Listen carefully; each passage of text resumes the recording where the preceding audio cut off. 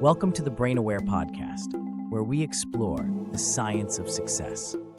Today, we're joined by Dillon, a passionate advocate for frontline workers whose career has taken him from Disney theme parks to becoming a leader in learning and development.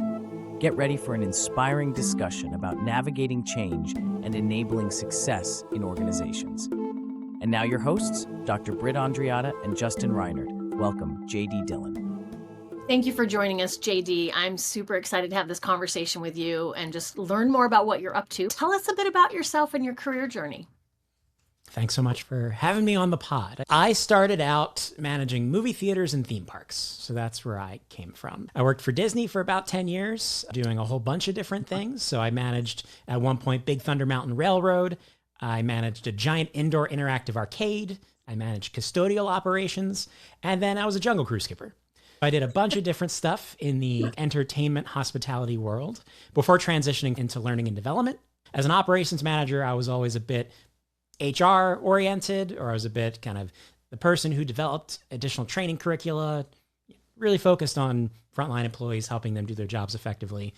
That took me into that kind of right time, right place, right skill set moment of becoming an L&D professional, because I have no formal training in what I actually do for a living. Just been figuring it out as I go. So I transitioned into learning and development at Disney, then went on to work in contact center operations as an L&D professional. Now I've been on the technology side of learning and enablement for the past 9 years with Exonify. Again, with the continuous focus, and I'd say the overall theme of my career has been helping frontline workers and enabling the people that our organizations, as well as our communities, rely on to do the heavy lifting. My entire 25-year career has been spent either being a frontline worker, being a manager of frontline teams, or in some way enabling support and performance for frontline employees. That's where the work gets done, right? The heavy lifting is done at the front line with the folks dealing with the product of the issues every day. Absolutely. So, JD, thinking back on your career, you've probably gone through a lot of different changes. I'm curious if you wouldn't mind sharing just one that was memorable, either one that was, maybe went smoothly or one that was particularly challenging. I can wrap both concepts, smooth and unsmooth, into one example: recessions. If you rewind about 15 years or so at this point, I, like many other L&D and HR professionals, and professionals at large, but I think the L&D and HR community has a particular relationship with workforce reductions and layoffs. So I have seen that relationship take place in every job I've ever had. When organizations make budget cuts and when it impacts people, talent acquisition gets hit first, learning and development gets hit second in a lot of ways. So I was unfortunately in one of those positions at that point, but I was lucky in the fact that my job was eliminated, but I was not removed from the organization. So I, by the grace of my boss's boss, was saved. But my job wasn't there anymore. So I was no longer an L&D professional. I was sent back into operations management, where I had previously worked before becoming an L&D pro. So literally overnight, I went from building instructor-led training sessions focused on guest service, and the next day I'm managing the world's busiest roller coaster. And it was a bit of a whiplash. Not a great experience at the time. A lot of sadness. A lot of people left the organization. Everything that you go through one of those experiences. But at the same time, a significant learning opportunity of what it's like relatively early in my career to be faced with the unexpected, to manage my way through it and understand what's important and what helps you and others get through to the other side of the conversation. And, everyone, there's that kind of trite comment that everything's a learning experience, and you don't feel like that at certain moments, but it is true. It's a moment in difficult or uncertain times that I often look back to say, well, what made that change or transition successful or meaningful to me? And what can I take, given that I'm in a different place now professionally? It's been several years since that particular moment. It's an important moment in the overall story of my career and my life. So it's something I continuously reflect on, especially in those moments where you don't quite know what tomorrow is. And that's kind of one of those moments for me. Yeah, thank you. I can totally identify with that. 2008, I was in one of those L&D roles that was cut At the time, it was so devastating. I was just devastated. I thought I was going to retire with that company. In retrospect, it was the best thing that ever happened to my career. It's funny how time gives us that perspective. I'm curious if there's any other key learning from that you hold today. I would say the biggest lesson I took away from that moment was that sometimes the best way to manage change is to help others do the same. I went from sitting in my office building media-based content to the next day, I'm in a completely different outfit, learning something completely different at like 7 o'clock in the morning that I only found out the night before where I was going. So I joined the new location. And instead of becoming the manager right away, I was going through it, but at the same time, I also knew that the entire team that I was now joining that did not know me, they had lost several members of their management team in the same rift. And I liked several of those people. So I spent a lot of time working side by side with my frontline team, sometimes working 12 plus hours a day in the area before I ever attempted to play the role that I was meant to play or kind of take on the responsibility of being a manager. I thought that was the most effective way to be helpful during a busy time rather than tell other people what to do, help them do the work. I thought it would be a better demonstration of who I was going to be as part of the team. It was about me putting their interests and their needs forward as opposed to me trying to figure out what my next career move was at that particular time.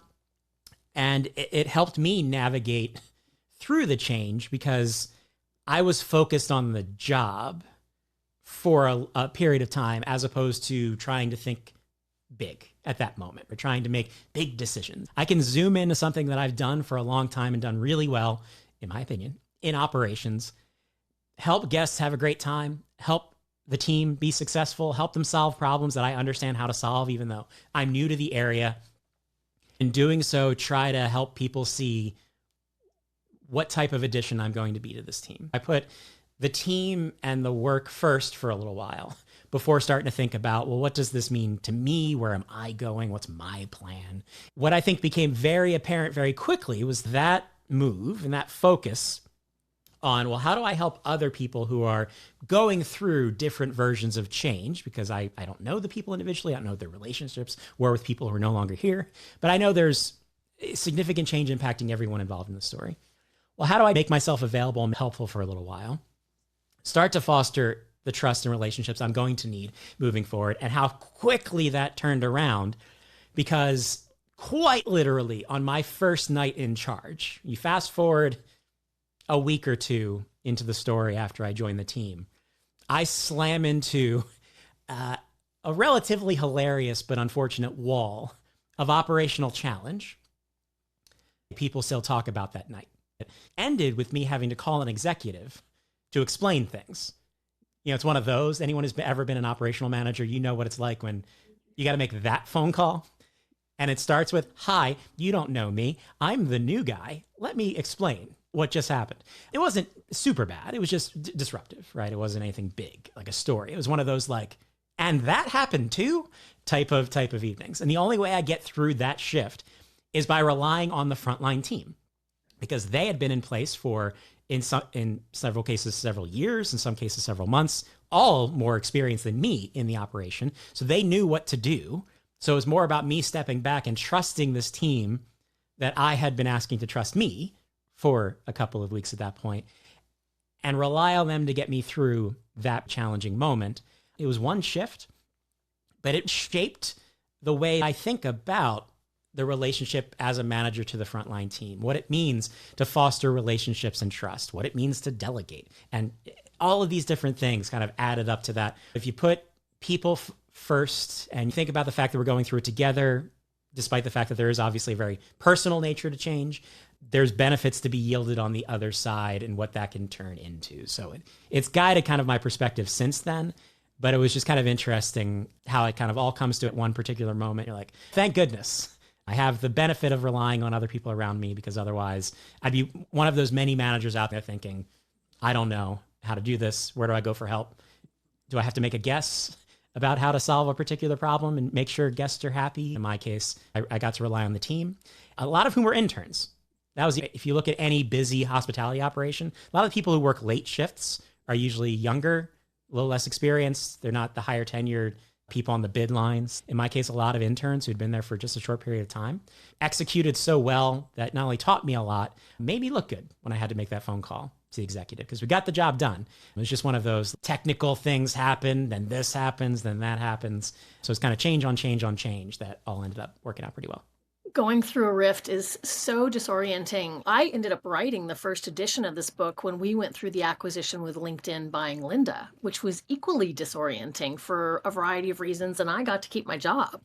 It's interesting how those moments make us look at like, oh, what is change and how do I successfully navigate this and take other people through it?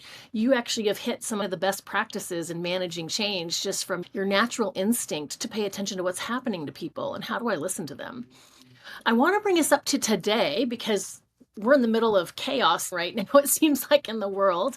I'm wondering what kind of changes you're navigating right now and what's up for you as we are all looking at this kind of confusing future.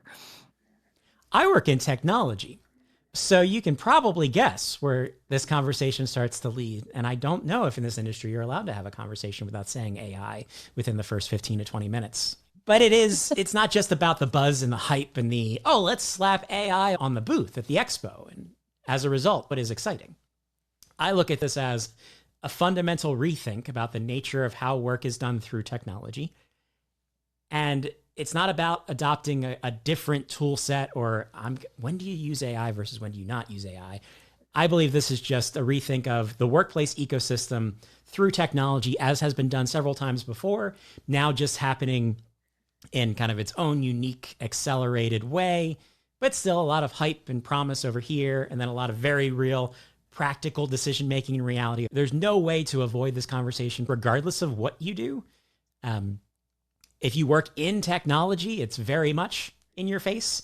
You start to wonder about, well, the practices that you adopted yesterday, are they still relevant today? On the other side, there's the opportunity of, well, I can do things today that I simply couldn't do yesterday. There was very much a time where there was no way I was ever thinking, well, if I'm going to speak at an event in South Korea, I can translate all of my materials and appear in a version of myself speaking Korean at that event. That was not a thing. And now suddenly it is. Technology is shifting how you not just do the job, but think about the type of work you do, which work is handled by a person, which work is not handled by a person. There's a lot of smoke and mirror conversation around this particular change. The unfortunate reality is that we have to navigate this shift while navigating a bunch of other things that are impacting people who did different types of work in different types of industries. If there's ever a time to have a meaningful conversation about what it means to properly navigate change, it always feels hectic in the moment. I'm not going to say a big conversation to be had around things like managing change, managing burnout, those types of factors. The question is, are organizations and professionals alike putting aside the time and resource to do it?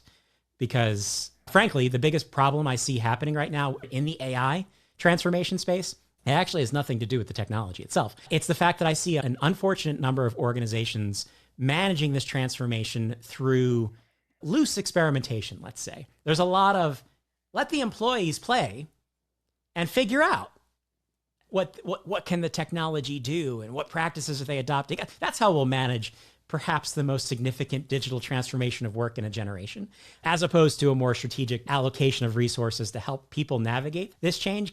I don't think there's anything wrong with people experimenting. It's all in a risk-free and smart way. But at the same time, how many people out there, regardless of what you do for a living, are sitting on extra time where you can just say, you know what I'm going to do? I'm going to carve out a few hours this week to work with some new tools. So I think when it comes to any significant change that you're looking to make in an organization or as a professional, time is one of the biggest variables. And if we don't afford people time to work their way through or have the right conversations or experiment, we might end up either lagging or just making strange decisions. So the AI thing, I just think there's a bigger conversation to be had that's not specifically about technology. Yeah, Britt and I were fortunate enough to see a speaker a couple of weeks ago, and he was talking about this transition of AI and how organizations are managing it. What was interesting, I had seen him speak a year before, and it was very tactical, hands-on, like here's how to use the tools. We got into ChatGPT and built a custom GPT. This year I was excited to see him again because I was ready to get into the tools. It was a totally different direction. He was talking about strategy for AI, the role that people play in existing processes, and how we can better enable people with technology to be successful rather than thinking about technology and people as separate things. It's an interesting conversation as organizations kind of wrestle with how they adopt this new technology. On a similar note, kind of transitioning and thinking about your role in learning, as a head of learning, you are at the front of all the changes in any organization, right? And so I'm curious, if we think about learning and change, how does that play into the programs and initiatives that you've driven inside of organizations? I always liken learning and development in the workplace to plumbing. It's not an exciting metaphor, but I think it's an apt metaphor, both for where we've been as well as where we need to go, because I'm very much on the page of people who say, what you did yesterday to make yourself successful is not necessarily going to make you successful tomorrow. And that's been a reality that I've been trying to navigate in every job that I've ever had. And I think when we're at our best as learning and enablement professionals, and where we can have the greatest impact on people as well as the organization, is when we focus more on infrastructure and less on content and programs. When we think about how do we make sure we can put the right tools and channels in place so that the organization has those channels and those resources they can rely on to help people navigate what the next change might be, regardless of what it is. This was a message that was reinforced when I was writing my first book back in 2021, Awkward Plug. I was writing the book in the midst of the pandemic, and I had that moment where I said, is this useful? Right? Based on what's happening around the world and what people are dealing with in their day-to-day lives, let's talk about change. I had to stop for a minute and say, is anything that I'm saying here about practices that I've applied in the past up until this point useful moving forward? Is this a story that people need to hear now? Or do I have to seek relevance in a new way?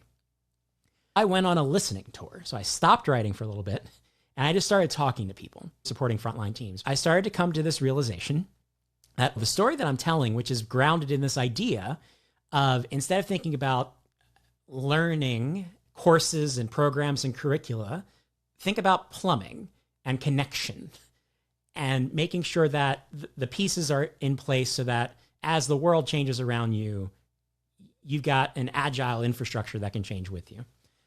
Oh, that's what people are doing now. I'm actually late, was what I started to realize. Like, this might have been helpful before this particular moment in time. The organizations that were most successful in helping frontline teams were the ones that had tools and mechanisms and technologies and tactics that they didn't know that they were going to need at that time. But when people suddenly were furloughed and sent home, or when the job fundamentally changed and they needed to reach people in new ways, the plumbing was already there and they were able to take advantage of it. When it comes to change in the workplace, especially for frontline teams, it could be as simple as a new product launch or a process update. There's a regulatory shift. That's an everyday reality that we don't necessarily know what the next change or priority will be. There are certain things we can predict. We know the state of California is going to require certain things when it comes to the workplace. We don't know about other things, which has become increasingly true over the last couple of years.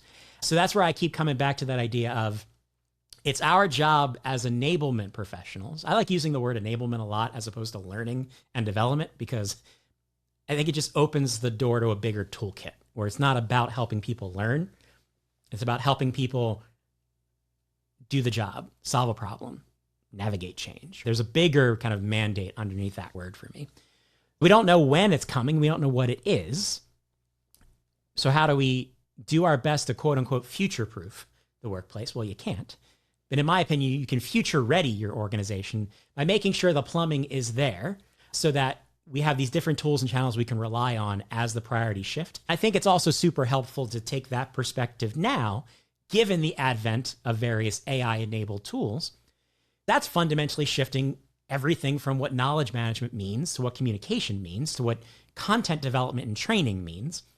In my opinion, L&D's job is becoming more and more about infrastructure because we can start to outsource a lot of that day-to-day tactical development, content development to other parts of the organization. And a problem we've always had as L&D, which is that I've never met an L&D team, tell me if you have, that has all the time and all the money. Never met that organization. So as a result of that, we're naturally limited in the number of problems we can go get. Right? We can't help everybody solve every problem because there's only so much time in the day and so many of us. Your off-the-shelf content library is not going to do it for you.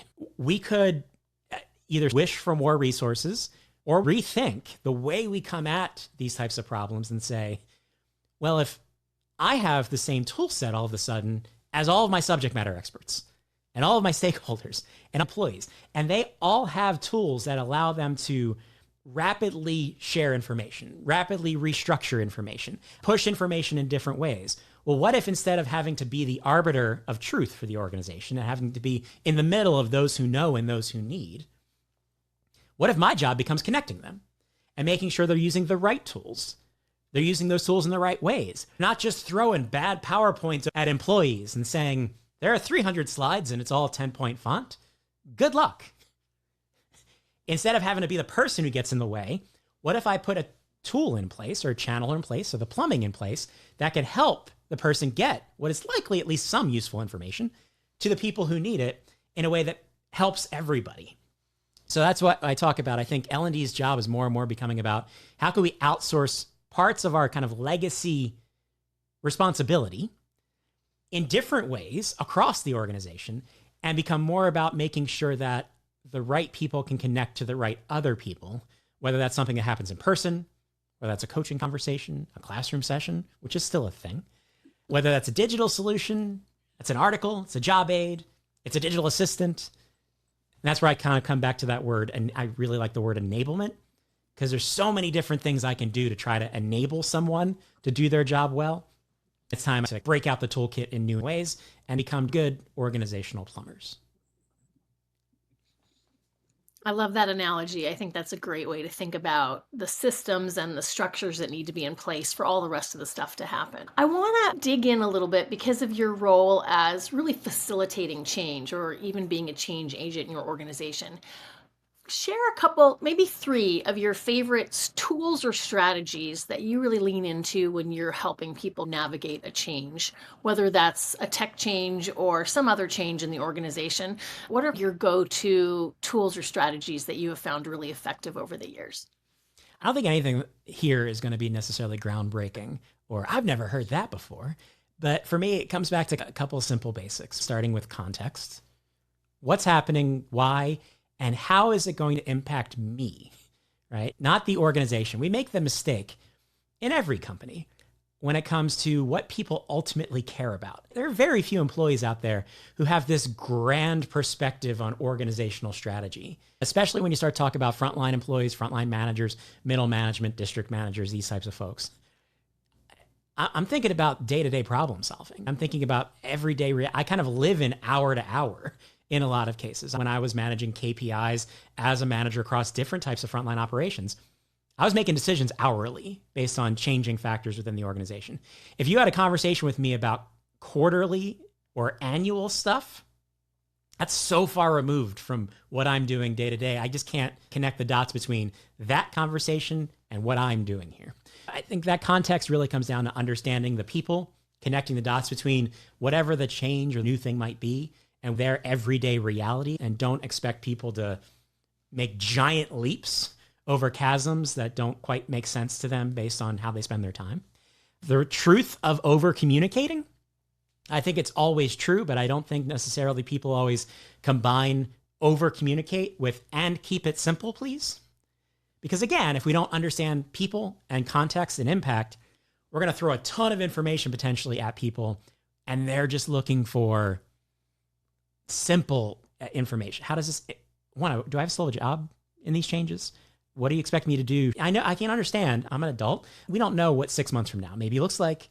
What's next week look like for me? Can you just kind of distill it down to the pieces I need? At the same time, if there are people who want to know a bigger story, give people a chance to understand the bigger picture, but keep the direct communication simple so that it doesn't just add to all the different things going through my head. The last one I would add is transparency, but the real version of it.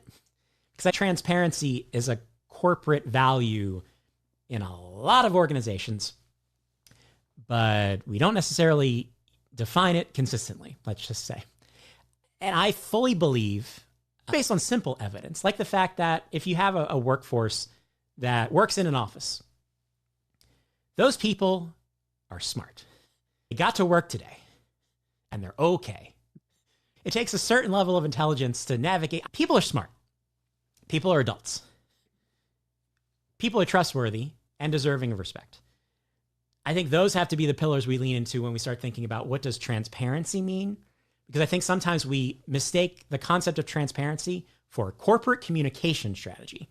Those are not the same thing, right? Well-worded, wordsmithed messaging is not the same as we're going to actually tell you what's going on and how it's going to impact you. I'm not saying every organization has to tell every employee everything. Employees are smart. They know. You're not going to tell them certain things or certain things they can't be aware of for reasons, right? There are guardrails inside of every organization. Help people know what the guardrails are, respect the guardrails, and just treat people like trustworthy adults, because we can't give them partial information one day and then expect them to own their roles and own the organization. It's you're part of this, but we're not going to treat you like it. So I think there's those kind of fundamental elements of understanding and respecting people that often get in the way of the bigger picture of change management and business transformation, because we kind of leap at the big piece without really stepping back and asking ourselves questions about, do employees believe that we're being meaningfully transparent? What does transparency mean to the people who work here right now? Might be different than what it means to me in an organization. It's the best way to communicate to people. What's the best way to provide people more robust information? And what's the best way to really understand the day-to-day reality of the people we work with? One of the things that my team finds over and over again in our research focused on frontline employees is that the biggest challenge isn't necessarily that anyone's thinking negatively about someone else. It's not that the executive team is sitting there saying, you know what? I hope we make decisions that make the job harder for frontline employees. No one says that. It's more often than not just a disconnect in terms of the understanding of day-to-day reality. Because how often does the corporate team or senior management see frontline reality and deal with it themselves? So I think just prioritizing understanding people is where it begins, and empathizing with people and respecting people. And then from there, I think we can make better decisions when it comes to how do we help people navigate something new while at the same time driving the type of results we need to see and the continued execution we need to see to keep an organization moving forward. I like your comments about transparency and corporate communication. It makes me think about a friend of mine who was going through an acquisition. This company was being acquired by a much larger company. But the smaller company that was being acquired kept messaging it in, we're entering into this partnership. We're now partnering with this larger company. But they could see the news. They saw the headlines of what was actually happening. And no one was coming out and saying, no, you are now an employee of this larger company.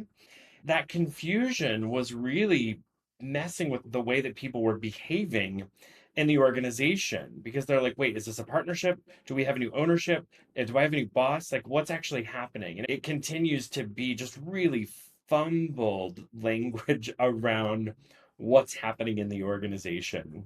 You can wordsmith your way right out of understanding. Oh, yeah. That's part of the challenge when we have different functions that truly have overlapping mandates and opportunities, but operating in a lot of cases in silos and not playing nice with one another. I've worked with organizations where corporate communications, operations, and learning and development sometimes just don't like each other, right? Because they're all kind of driving towards the same general outcome in a lot of ways, but have their ways, processes, and tools, and politics gets in the way. And who feels all of that friction? The people you're trying to help. So that's where I think it's stepping back and rethinking What does it mean to enable a workforce? What do all these different functions do to come together? Instead of making it about, well, this isn't about learning, this is about communication. My argument would be, are they really that different when you really distill things down, especially as the tool set continues to evolve? I'm very interested to see where this type of conversation around empathetic, respectful communication, transparency, context and understanding, where it goes through the age of AI with content especially. Because you're already getting emails that are written by AI, usually sales outreach emails, and you're staring at these emails going, really? Really? And then we have the avatar conversation with fake people. And I've been asking this question of folks for a while now. And I don't think we're quite there yet, but I'm interested when we get there. Say we have a very human-like avatar of your CEO. And the CEO has a message for the team. Maybe the CEO is not a great speaker. Maybe it usually takes a lot of extra takes and a lot of production to get a message from the CEO down. And the CEO also doesn't speak 15 different languages, and the people who work in your organization do. Do you deploy the avatar? And what does it mean on the other side, where maybe the message is great, the information's great, I as an employee receive the message, I get the information I need? Does it matter to me that that's not the person? Because I know the CEO probably doesn't write their messaging anyway. It's probably the PR team or the communications team that's writing what the CEO would typically say. I'm very interested to see how all of that starts to fit together as we have different ways to communicate and different tools to use. I would like to see more debates about how this is all going to work out, what employees are going to lean into and prioritize when it comes to training, communication, and the like in an AI-enabled workplace. Yeah, the avatar conversation is interesting. It makes me think about the role of authenticity, because if I know that the CEO doesn't speak 15 languages, but I'm watching them in a video delivering a message to me in my language that I know they don't speak, there's some incongruency there that might be lost. I want to shift gears a little bit and talk about, in Britt's book, Wired to Resist, we talk about some of the brain structures that are activated by change. And one of them is the amygdala, which is all about fear, right? When we see something different, triggers us into this fear response. I'm curious, as you look at the work that you do, that's, again, in change, when we're introducing change. I like a lot of the concepts that you're talking about of the plumbing and the blurred lines between communication and learning. But I'm curious, what role does addressing fear, how do you go about dealing with that in your work? I am afraid of public speaking. I very much knew that growing up as a kid. I was the kid who, in high school, I had a speech class with 12 people I had known for over a year. I went to a very small high school. I could not get up on the first day and talk about myself for 2 minutes in front of 12 people that I had known for a year. I was that version of the person who's scared of public speaking. And I struggled with that for years. Then I have this one moment in time, right? When you break through finally and start to realize, oh, I can. So there's 1 hour in my life where I go from incredibly afraid of public speaking, having cried in front of people as a result of it. Like, all of the bad things happened to me as a public speaker in the early part of my life.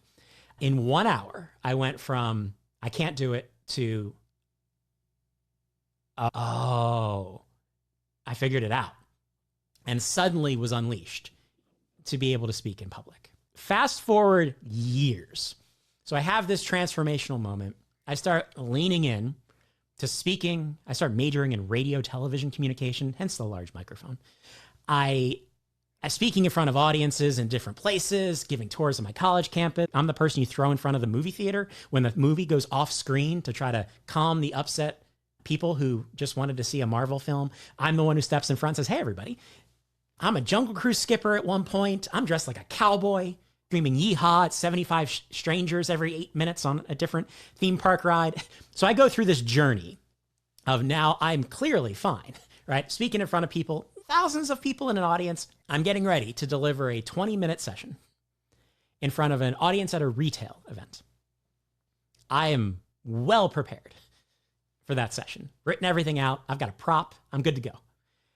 I'm standing in the back of the room as I'm getting introduced, and I started to collapse because all of a sudden I started to feel exactly what it felt like 20 years prior every time I tried to get up in front of an audience and failed. And I had, not only was I like losing it in the back of the room, I was losing it because one, I'm afraid, and can I do this? And then the second part of me was saying, why? Right? After all of this time, this is supposed to be over. Like, this was over years ago. I managed to get up there, do my thing, was successful, got off stage, and had a moment to understand. And what I started to realize as I kind of thought about how I felt and then compared it to what I'd been going through over the years as a speaker was I'm still afraid. But what I had managed to do without really thinking about it was I had rechanneled the energy that was coming from the fact that I was so afraid into the way I was communicating and engaging with people. It wasn't that the fear was gone. I had just used it in a particular way. I had gotten to a place where I don't think I properly respected the fear, and it came back at me harder than ever because I wasn't ready for it. That moment in that room changed the way I think about fear. It's not about getting past it or mitigating it entirely. For me, it's about accepting it, embracing it, understanding it, and working through it in a way that takes advantage of, I'm afraid of a bunch of stuff. But I had one big fear growing up. I thought I had beat it. And then years later, I realized the fear never went away. I just managed it differently. And that's something I continue to do today. I talk in front of a lot of people all the time. And I think people are sometimes shocked when I say, no, I'm still really scared of talking in front of people. I've just figured out what that means to me and how I can use it differently. So not to say that lesson is completely transferable to everyone who has a fear of any particular thing, but at least for me, it comes down to, I could try to fight or escape the fear, or I could try to understand it. And then based on that understanding of how I'm reacting, what do I need to do about it based on what I'm trying to accomplish? That's great. Thank you for sharing that. It's so funny when we look at people who seem so comfortable in certain settings, we don't always know their journey or their story to get to that place. I've seen you on stage a whole bunch of times, and I would not have thought that you had that journey of fear through it. I want to hear a little bit about what you're looking forward to in the coming months. What's got you excited? It could be professional or personal, but what are you really to accomplish or tackle as we roll through 2025? I am currently trying my best to balance all of the different things I'm doing to finish my second book. So first book, Modern Learning Ecosystem, came out in 2022. Second book is slated for release in early 2026. It's called the Frontline Enablement Playbook. The idea is to bring together, at this point I'm working with some number around 50 plus practitioners and experts in the space of frontline learning and performance and operations to tell the story about how we help frontline employees do their best every day. How do we improve the experience of work for people in retail, grocery, distribution, logistics, food service, and hospitality? How do we help the experience improve a little bit so that people can be a little bit more capable, a little bit more confident on the job every day and be able to perform at their best? I'm not attempting to change the world when it comes to a book in this regard, but my hope is that by writing this book and reflecting on both my own experience and background in 25 years of working with and being part of the frontline workforce and collaborating with the people from around the world, we can elevate the story of the frontline workforce and kind of create room for more conversation, given the fact that frontline employees represent 70 to 80% of the global workforce, and we don't have a lot of conversations about that part of the workforce, including in learning and development and human resources, unfortunately. So I'm excited to, one, publish the next book, but at the same time, hopefully elevate a conversation that can continue on so we can help frontline employees have a better experience. There's a constant state of change that we're in right now. I think a big part of 2025 story and beyond is helping others navigate that change, doing my best to navigate it myself. I'm always committed to trying to share as many good ideas and proven practices as I can through the professional community. So that will continue. If you follow me on LinkedIn, you probably see me sharing job postings a lot. I know a lot of people in a state of change and transition when it comes to career opportunities. So something that I'm continuously committed to doing and have heard great feedback about. And then the last one I'll add is that in a couple weeks, I'm going to see Back to the Future musical, which is on tour right now. Didn't manage to get to New York before it left the Winter Garden Theater, but it's coming to Tampa in a couple of weeks. So I will be there because if you saw my office right now and you look to my right, the entire wall is covered in Back to the Future fan art. I'm kind of into it, to the point where if you get my first book, The Modern Learning Ecosystem, and you turn to the first page, there's a behind baseball moment.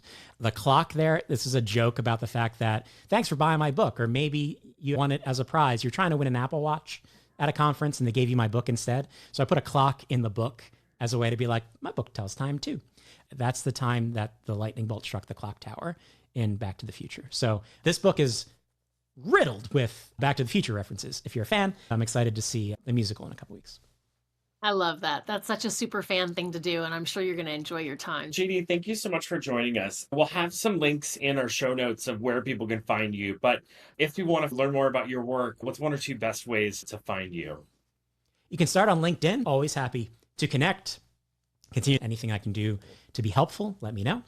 I've got several websites I can list off. If you want to find anything I'm writing, book information, upcoming session schedules, all that's available on my website, learngeek.co. If you want to learn what my team at Exonify is up to in enabling frontline teams through the technology, content, and services that we build, supporting 4 million frontline workers around the world right now, that's exonify.com. If you want to check out the first book, Modern Learning Ecosystem, that's available at the website, jdwroteabook.com. Thank you, JD. It's been a pleasure having you, and I can't wait to read your book when it comes out. I'll make sure I put that on my list. Thank you for listening to the Brain Aware podcast. To learn more about Brain Aware training and our brain-based approach to change, teams, and all levels of employee development, visit brainawaretraining.com.